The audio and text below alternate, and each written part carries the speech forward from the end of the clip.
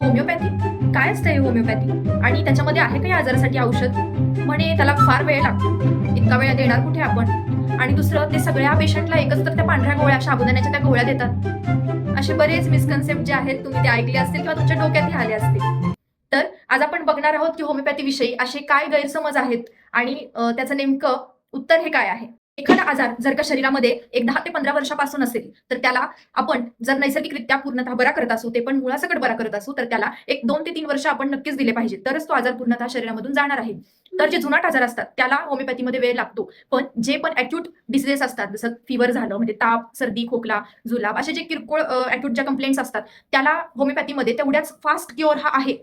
तर तो एक मिसकन्सेप्ट आहे आपल्या डोक्यामध्ये, की होमिओपॅथीला प्रत्येकच ठिकाणी वेळ लागतो. वेळ लागतो तो जुनाट आजारासाठी. ॲक्यूट डिसीजमध्ये ते तेवढंच फास्ट जे आहे ते मेडिसिन ॲक्ट करत असतं.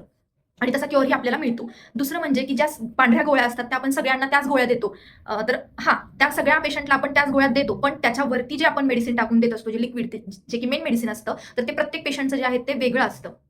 त्या ज्या गोळ्या आहेत त्या फक्त शरीरापर्यंत ते मेडिसिन घेऊन जाण्याचं एक साधन, एक वाहनाचं काम ते करतं, एक व्हेइकल.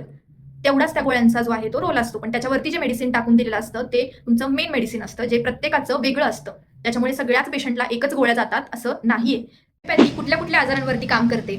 तर होमिओपॅथी प्रत्येक आजारावरती इफेक्टिव्ह आहे. प्रत्येक डिसीज करता होमिओपॅथीमध्ये हा परमनंट क्युअर आहे. फक्त वन एक्सेप्शनल केस की कॅन्सरमध्ये एक फर्स्ट, सेकंड स्टेजपर्यंत होमिओपॅथी छान ॲक्ट करतं. पण थर्ड, फोर्थ स्टेजमध्ये त्याचा रोल थोडासा चेंज होतो. ॲज अ पॅलेटिव्ह ट्रीटमेंट म्हणून तुम्ही होमिओपॅथिक ट्रीटमेंट देऊ शकता. की आता बऱ्यापैकी तुमच्या डोक्यामध्ये जे पण कन्सेप्ट आहेत होमिओपॅथीविषयी ते आता बऱ्यापैकी क्लिअर झाले असतील आणि हा व्हिडिओ तुम्हाला नक्कीच हेल्पफुल ठरला असावा. धन्यवाद.